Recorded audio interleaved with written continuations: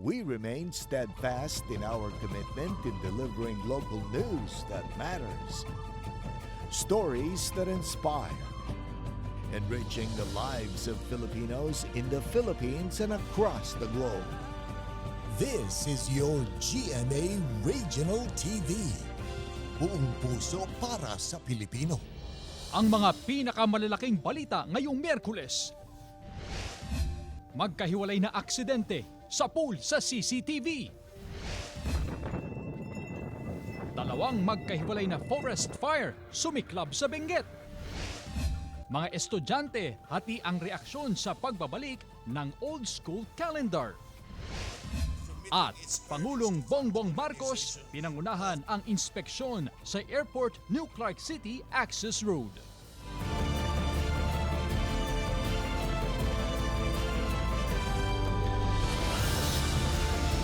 Ito ang GMA Regional TV 1 North Central Luzon. Pasantos yang aram na imbag nga malem maya pagat panapon kapuso. Narito na ang One North Central Luzon. Hatid namin ang mga pinakamalaki at pinakahuling balita sa hilaga at gitnang Luzon. Live mula rito sa GMA Dagupan Station, ako po si Chris Zuniga. Garong nagpaikot-ikot matapos na mabangga ng tricycle sa Mangaldan, Pangasinan. Insidente sa pool sa CCTV. Nakatutok Claire Lacanilaw. Sa video, makikita ang isang garong na papaliko sana sa kabilang kalsada sa bahagi ng Barangay Salay, Mangaldan, Pangasinan. Nang biglang mabangga ng paparating na tricycle, nagpaikot-ikot ang garong hanggang sa huminto sa gilid. Rumisponde ang mga otoridad sa aksidente. Sugat sa iba't ibang bahagi ng katawan ng tinamo ng dalawang driver. Maayos na ang kanilang kalagayan matapos dalhin sa ospital. Nagkaaregluhan na rin daw ang dalawa ayon sa pulisya. I-observe yung mga sinasabi sa atin na dapat sundan, yung mga no bagets natin at yung defensive driving na sinasabi para po makaiwas tayo na makadisgrasya ng ibang tao. Sa Bantay, Ilocos Sur, masdan ang tricycle na ito na bumabagtas sa National Highway ng Barangay Cabalangan. Nang biglang salpukin ng SUV. Mag-overtake sana ng SUV pero biglang lumiko sa kaliwa ang tricycle. Hindi niya akalain na yung tricycle ay magko-commission ng left turn. Kaya nagkaroon ng aksidente. Nagsignal naman daw ang tricycle pero hindi na natansya ang pagliko. Nagtamo ng sugat ang driver ng tricycle. Napag-alaman din na magkamag-anak palang dalawang sangkot sa aksidente. Nagkaayos na rin sila. Paalala ng PNP na importante ang defensive driving para makaiwas sa aksidente. Claire Lacanilaw, 1 North Central Luzon. Sumiklab ang dalawang forest fire sa bahagi ng Tuba, Benguet kahapon. Umaga ng unang sumiklab ang sunog sa barangay Tabaan Sur. Mabilis daw ang pagkalat ng apoy ayon sa ilang saksi. Malayo naman daw sa kabahayan at sa kalsada ang naturang sunog. Tanghali naman ang sumiklab ang isa pang sunog sa barangay Camp 6 sa May Cannon Road. Paakyat daw ito sa parte ng Philippine Military Academy. Matapos ang direksyong pag-aapula sa sunog ng mga bombero, bandang alas 11:30 ng umaga kanina nang ideklara ang fire out sa lugar. Inaalam pa kung konektado sa init ng panahon ang sanhi ng sunog. Pagtatapos ng school year 2023-2024, pinaaga ng DepEd bilang bahagi ng pagbabalik sa old school calendar. May ulat si Claire Lacanilaw. Pinaagang pagtatapos ng school year 2023 to 2024 mula sa June 14, 2024 na nakatakdang pagtatapos ng school year. Nilipat ito sa May 31, 2024. Base ito sa Department Order No. 003 Series of 2024. Batay sa kautusan, magtatapos ang school year 2023 to 2024 sa May 31, 2024 imbis na sa June 14, 2024. Samantalang mag-uumpisa naman ang school year 2024 to 2025 sa July 29, 2024 at magtatapos sa May 16, 2025. Pag summer season din po kasi ay mainit para sa mga bata yung pag-aaral po nila. Kaya hindi kinoconsider rin po ito during rainy season. So ito yung mga bagay-bagay na binigyan ng pansin ng ating department. Hati ang reaksyon ng mga learner sa pagbabalik sa dating school calendar ng DepEd. Hindi po talaga.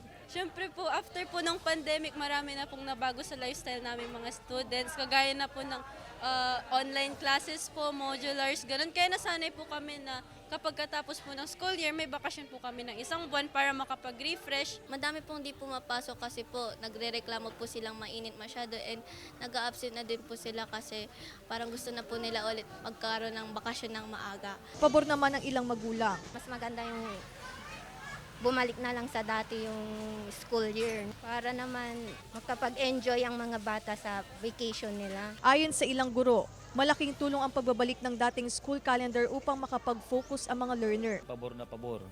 Dahil nakita naman natin yung epekto nito last school year na kung saan nung April hanggang May may mga times na nag-module yung mga bata kasi sa sobrang init. Kasama si Henry Duminsil, Claire Lacanilaw, 1 North Central Luzon. Samantala, ilang onion farmers sa Nueva Ecija nagsasagawa na ng forced harvest dahil sa epekto ng harabas. May ulat si Russell Simorio. Sa gitna ng tirik na araw, nagsagawa ng forced harvest ang mga magsasaka sa kanilang tanim na sibuyas sa San Jose City, Nueva Ecija. Mahigit kalahating ektaryang sibuyasan ni Mang Celso sa barangay Villa Huson ang tinamaan ng harabas. Kita sa tangkay ng sibuyas ang pinsala sa pag-atake ng peste. Kaya para hindi tuluyang masira ang sibuyas, inani na ito kahit sa Marso pa dapat ang anihan. Ubusin na nga ng oday, sir. Kaya inani na para mayroon naman makuha. Problema pa ng mga onion farmer ang mababang prasyuhan ng sibuyas. Binabarat umano sila ng mga trader. Umaasa ang mga onion farmer na maibenta sa magandang presyo ang mga produktong sibuyas. Ewan ko sir kung saan kukuha ng pandagdag na pambayad kasi nasira yung mga tanim. Aminado ang City Agriculture Office sa pagtama ng harabas sa mga taniman ng sibuyas sa lungsod. Inaalam na umano ang kabuang lawak ng pinsala ng peste. Ang harabas, andyan naman yan hindi naman nawawala. But then, hindi ganoon kagrabe doon sa inaasahan natin. Nag-early harvest na. Yung iba nga para hindi na masyado silang maapektuhan. Sa ngayon, namamahagi ang City Agriculture Office ng pesticidio sa mga magsasaka para maibsan ang pinsala ng peste sa kanilang mga taniman.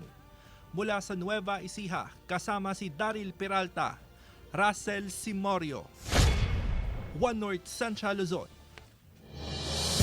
Ilang egg producers na nagbabagsak ng itlog sa Dagupan City halos 2 linggo na raw na nalulugi dahil sa mababang presyo. Ang detalye ihahatid live ni Jasmine Gabriel Galban. Jasmine? Chris, ngayong buwan ng Pebrero ay mas lalo pang bumaba ang presyo ng itlog sa iba't ibang pamilihan dito sa probinsya ng Pangasinan. Apektado na raw ang ilang egg producer sa patuloy na pagbaba ng presyo dahil sa nararanasang oversupply sa itlog. Halos 2 linggo na raw nalugi ang mga egg producer. Kada araw, mahigit 10,000 piraso ng itlog. Katumbas ng halos 350 na tray ng itlog ang nahaharvest ni Mang Arman sa kanyang poultry farm. Mataas daw ang kanyang daily expenses mula sa patuka hanggang sa produktong petrolyo. Kung susumahin, imbis na kumita, lugi pa raw dahil sa mababang presyo ng itlog. Lugi po ma'am talaga. Magbabago yung ng mga manok pag binaba mo yung pagkain nila. Baka sa susunod, konti na lang yung i-produce nilang egg. Ilang araw na ring 4 na piso kada piraso o 120 pesos per tray ang pinakamababang presyo ng itlog sa ilang pamilihan sa Dagupan City. Naglalaro sa 4 hanggang 8 pesos ang presyo ng kada piraso ng itlog depende sa size. Makakatipid ka naman. Malaking bagay. Malaking bagay na tulong yan. Ayon sa Samahang Industriya ng Agrikultura o SINAG, ilang buwan nang nararanasan ng oversupply sa itlog sa buong bansa dahil maraming egg producer ang nag-alaga ng manok sa huling quarter ng nakaraang taon. Pero sa kanilang monitoring, hindi na bababa pa sa 4 na piso ang presyo ng itlog. Yung southern part nag-stabilize kasi yun ang pinakamalaking volume. Kung nag-stabilize yung southern Luzon, medyo mag-stabilize yung presyo. Inaasahang magbabalik sa normal ang presyo ng itlog sa Marso hanggang Abril.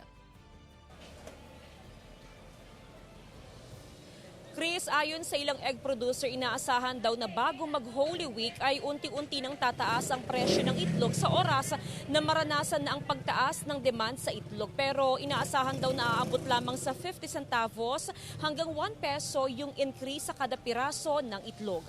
Chris? Maraming salamat, Jasmine Gabriel Galban. Samantala mahigit 20 kuliglig naman at mga garong ang dinisenyuhan ng produkto ng mga magsasaka ang ipinarada sa Dapil Festival 2024 sa Bangged, Abra. Kabilang dito ang mga produkto mula sa tubo, palay at sariwang gulay.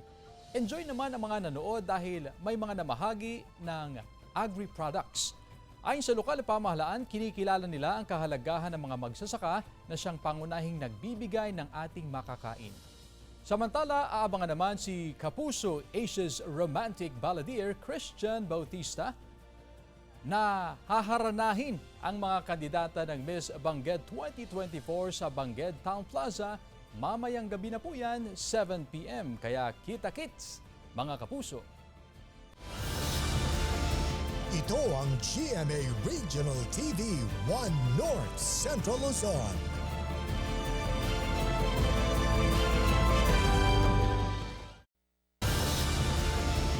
Ito ang GMA Regional TV 1 North Central Luzon. Pinangunahan ni PBBM ang inspeksyon sa Airport New Clark City Access Road ngayong araw, February 21. Narito ang report ni Joan Punsoy. Pinangunahan ni Pangulong Ferdinand Marcos Jr. ang inspeksyon ng 19.81 km at 6-lane Airport New Clark City Access Road o ANAR na makatutulong na mapaiksi ang travel time mula sa ibang distrito ng Clark patungo sa New Clark City. Mula sa 1 oras, magiging 20 minuto na lang daw ang biyahe at toll-free pa. Is a key component in boosting the Clark metropolis as an investment and tourism destination. Inaasahang magiging fully operational ang ANAR sa Hulyo kapag natapos na ang bike lanes, landscapes at slope protection nito. Will play a major role in harnessing the full commercial and economic potential of the New Clark City. Bahagi rin ng ANAR ang pamosong 900 meters sa Cobia Bridge ng Bamban, Tarlac. Kasama sa plano ng ANAR ang bike lanes, pedestrian lanes at linear parks na pagaganahin ng renewable energy. Binuksan ang Sacobia Bridge kasabay ng 24th Philippine International Hot Air Balloon Fiesta noong February 16 to 18. So gusto natin gumawa ng next BGC in the country na pero mas maganda and it will create more than 170,000 jobs. Pinondohan ng 8.28 billion pesos ang ANAR project. Makatutulong din daw ang proyekto para ma-decongest ang Metro Manila at mapagtuunan ang mga proyekto sa socio-economic development sa Central at Northern Luzon. Mula sa Tarlac, kasama si Ron Alister Taniedo, Joan Punsoy, 1 North Central Luzon. Ilang kabataan naman ang pinaguhuli dahil sa paglabag sa ordinansang Artikulo 21 sa Dagupan City. Nakatutok Russell Simorio. 5 lalaki at 3 babaeng menor de edad ang hinuli at dinala sa Barangay Hall sa Pantal, Dagupan City. Nahuli sa ilalim ng tulay ang mga kabataan na tumatambay pa rin kahit 10 oras na ng gabi. Then kasamahan po ng ating mga barangay tanod po, yun, pumunta nila. Doon nga po, natrap po sila doon sa isang location, which is nandun nga po sila. Ayon sa Barangay Council, hinigpitan pa ang implementasyon ng Artikulo 21 kung saan nakapaloob dito ang curfew ordinance. Warning ang ipinapataw sa first offense, habang 300 hanggang 500 pesos ang multa sa second at third offense. Nagsisigarilyo po sila, yun, nagiinom. Yun po. Yun ang kinakabahala namin kasi ayaw din namin po sana na magkaroon tayo ng problema. Especially mga minor po ito, baka isa din po na ikasira ng situation nila. Nakasaad pa sa Artikulo 21 na bawal ang pag-inom ng alak, pagsusugal at pagbebenta ng anumang produkto sa mga waiting shed. Maganda na ipatupad nila yung curfew at higpitan nila kasi para rin sa ikabubuti ng mga kabataan. Ayon sa Task Force Disiplina, mga dayo ang ilan sa mga lumalabag sa curfew hours. Isinasangguni rin nila sa CSWDO ang mga menor de edad na lumalabag sa Artikulo 21. Yung mga anak po natin na minors, hindi na po sila pwede sa dagupan ng NPA for safety ng mga minors. Kasama si Henry Domencil, Russell Simorio, 1 North Central Luzon. Mga residenteng nawala ng tirahan dahil sa pagguho ng lupa sa bukana ng ilog sa Kawayan, Ilocos Sur, nananawagang madugtungan ang seawall. May ulat si Ivy Hernando. Tanging isang konkretong pader ang natira sa bahay ni Cristel matapos kainin ng ilog ang lupang kinatitirikan ng kanilang bahay sa Sitio Kurukudan, Kawayan, Ilocos Sur. Mula sa natanggap na financial assistance, pilit nilang binuo ang tahanang pinangangambahan din nilang magiba dahil halos umaabot daw sa sahig ng kanilang bahay ang tubig ilog tuwing high tide.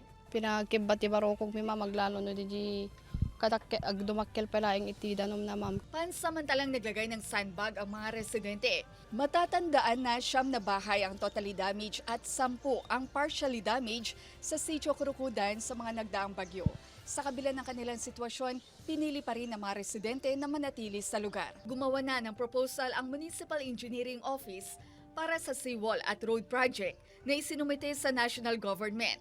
Tinatayang 50 million pesos ang pondong kakailanganin. Bale yung provide natin na pandon is from seawall, 8 meters, bago sila pwedeng magtayo ng structure doon. So yun yung provision natin para yung kalsada natin na magsisircumferential na siya papunta rito sa Pandan.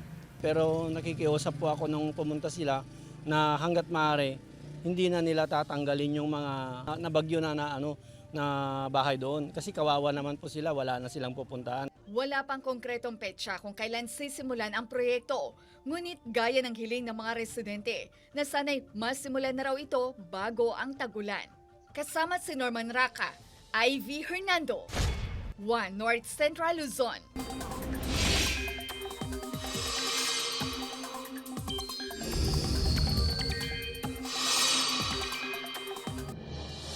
Mga kapuso, easterlies ang pangunahing weather system na nakakaapekto sa bansa ayon sa Pag-asa. Narito ang report. Mga kapuso, mainit na panahon pa rin ang mararanasan sa maraming bahagi ng bansa ngayong araw. Ayon sa Pag-asa, easterlies pa rin ang pangunahing weather system na nakaaapekto sa bansa. Nananatiling mahina ang hanging amihan. Posibleng 40 degrees Celsius ang maramdamang init sa Cotabato City, 39 degrees Celsius sa Zamboanga City, 38 degrees Celsius sa Clark, Pampanga at sa Mulanay, Quezon, habang 36 degrees Celsius ang posibleng heat index ngayong araw sa Pasay City ayon sa Pag-asa. Kumpara kahapon, mababang water level ngayon sa Angat, Lamesa, Ambuclao, San Roque, Pantabangan, Magat at Caliraya Reservoir. Tumaas naman ang tubig ngayon sa Ipo at Binga Reservoir. Inaasahan pa rin ang pagbaba ng water level sa iba't ibang dam sa Luzon dahil sa mababang tsansa ng ulan ngayong araw base sa rainfall forecast ng Metro Weather. Asahan ang light to moderate rain sa ilang panig ng Aurora, Quezon, Mindoro, Bicol Region, Central Visayas, Southern Leyte, Zamboanga del Norte, Northern Mindanao at Caraga Region. Mababa naman ang tsansa ng ulan sa Metro Manila. CJ Torida, 1 North Central Luzon. Mahigit 100 empleyado, barangay officials at volunteers sa Lawag City ang nakiisa sa pagdodonate ng dugo ngayong Philippine Heart Month. Sundan sa report. Nakiisa ang mahigit 100 empleyado, barangay officials at volunteers sa Lawag City sa pamamahagi ng dugo. Maagang pumila sa screening sa City Auditorium ang mga nais mag-donate ng dugo. Ayon sa City Blood Coordinator, maagang paghahanda na rin ito sa mga posibleng kaso ng dengue sa syudad. Bahagi ng Pamulinawan Festival ng Lawag City at Philippine Heart Month ang taunang bloodletting ng syudad. Nagtagisa ng mahigit 4,000 campus journalists mula sa iba't ibang paaralan ng Ilocos Norte para sa Division Schools Press Conference sa San Nicolas, Ilocos Norte. Nakilahok ang mga campus journalists sa news writing, editorial writing, column writing, photojournalism at sports writing. Ayon sa DepEd, layo ng aktibidad na palawigin ang kaalaman ng mga estudyante tungkol sa responsableng pamamahayag. May temang From Campus to the World, the global reach of campus journalism ang aktibidad. Sa video makikita ang pagresponde ng barangay sa isang motoristang sumemplang matapos masagasaan ng kambing sa bahagi ng National Highway sa Barangay Anulid, Mangaldan, Pangasinan. Bukod sa mga kambing, problema rin ang pag-alagalang aso sa lugar na nagiging sanhi ng aksidente. Kaya pinag-uusapan na ng barangay officials ang pagkakaroon ng animal shelter, maging ang isang dog pound na kanilang ilalagay sa harap ng barangay hall. Gaab de Luna, 1 North Central Luzon. Kapuso recording artist Abby Clotario may bagong album na may carrier single na Laho. Tunghayan sa report ni Claire Lacanilao. Ikaw nga siyang hanap-hanap. Naghatid ng nostalgic vibes ang multi-instrumentalist, composer at arranger na si Abby Clutario nang iparinig ang kanyang Ikaw Nga na theme song ng Mulawin. Isa ito sa kanyang album Under Alt G Records. Inilabas din ni Abby ang kanyang first single na Tadhana na revival of Updharma Down's Illumina theme song kung saan ginamit niya ang Chapman Stick. Ibinahagi rin ni Abby Clutario ang kanyang karanasan noong nagsisimula pa lamang siya sa music industry. Time to time nakakaswerte dahil yung type of music that we did nare-recognize sa ibang bansa, pero lahat yun ay underground. So pag sinabing underground, walang pera. so challenge din talaga siya. Bukod sa pagtugtog ng keyboard at gitara, ang Chapman Stick instrument ang isa sa kanyang naging daan upang makagawa ng mga tagos sa pusong mga kanta. Talagang mapapahugot ang sinuman nang kantahin niya ang kanyang original song na Laho. Gusto ko nang maglaho, laho mawala sa dilim. At naglalambing. Ang nais ko lang naman ang makausap ka, muling mahal ka. Actually, hugot song talaga siya. Pero hindi naman para sa akin. Pero ang idea nito is para ito dun sa mga, alam mo yung mga nahihirapan na express ang kanilang feelings. Yung mga natutorpe. So it doesn't necessarily mean na lalaki lang. Minsan pati babae, di ba? Nagaganyan din. Parang hindi mo alam. And so sobrang gustong-gusto mo na makausap or gusto mo iparamdam. Gusto mo na lang ding magtago at maglaho. Mapapakinggan na ang new album ni Abby Clutario under Alt G Records sa mga music at digital platform worldwide. Claire Lacanilaw, 1 North Central Luzon. Ito ang GMA Regional TV 1 North Central Luzon.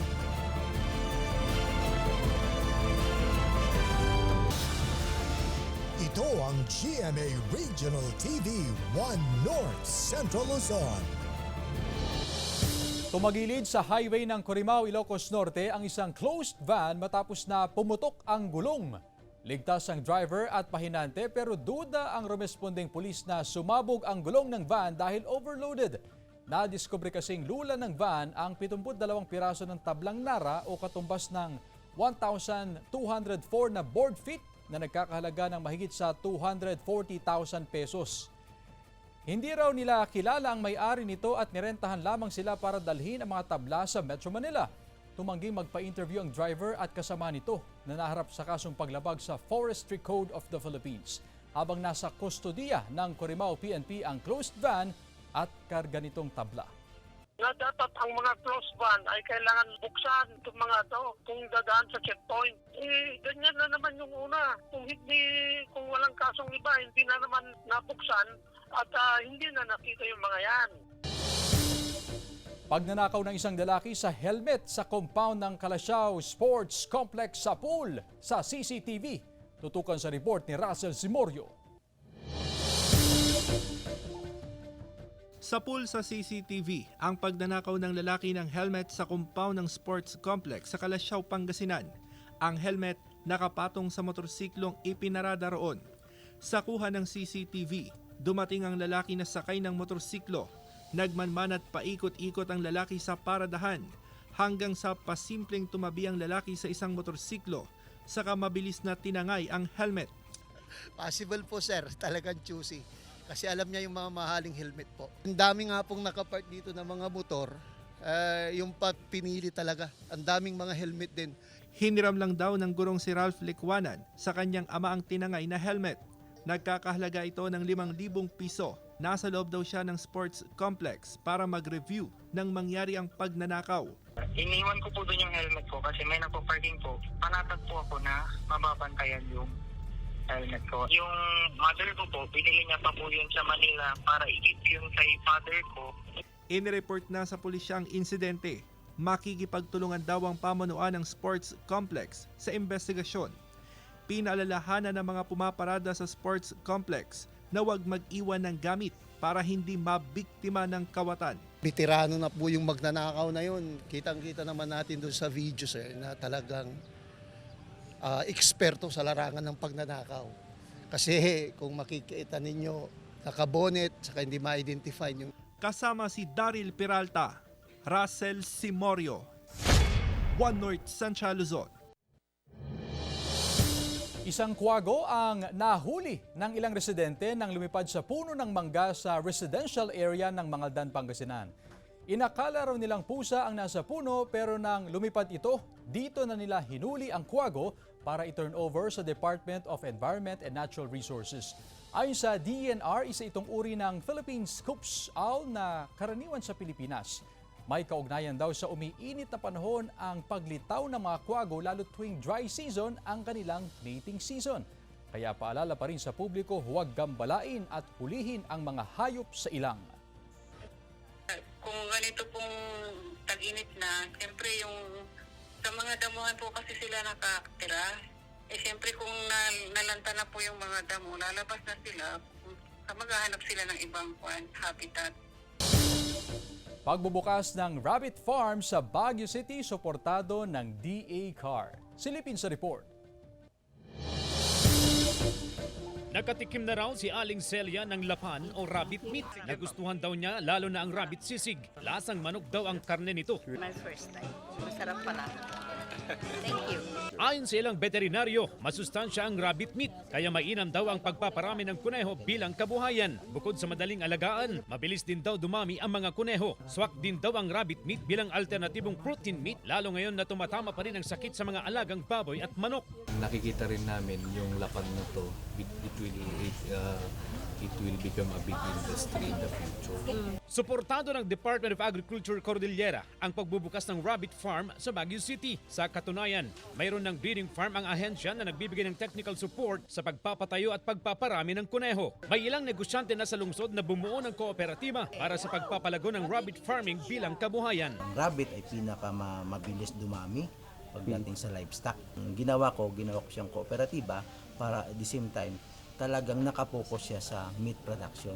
Sa kasalukuyan, nasa 400 hanggang 450 pesos ang kada kilo ng karne ng kuneho o lapan. Pero gusto ng mga rabbit farmer na ipatas ito sa presyo ng manok para abot kaya ng mga mamimili. CJ Torida, One North Central Luzon.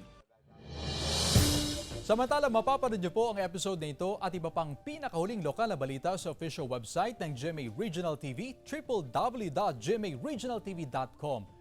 Pwede rin kayong bumisita sa aming official YouTube channel, GMA Regional TV, at i-click ang subscribe button para sa pinakamainit na balita mula sa mga rehiyon. Nais din naming pasalamatan ang mga kapuso sa Hilaga at Gitnang Luzon, maging ang mga kapuso natin abroad. Dahil sa GMA Regional TV, local news matters. At yan ang mga pinakamalaki at pinakahuling balita sa Hilaga at Gitnang Luzon. Maraming salamat sa pagsama sa amin pati na ang mga kapuso sa ibang bansa na tumutok sa mga balita sa rehiyon. Ako po si Chris Zuniga. Kami ang GMA Regional TV, One North Central Luzon, buong puwersa para sa mas malaking misyon at mas malawak na paglilingkod sa bayan.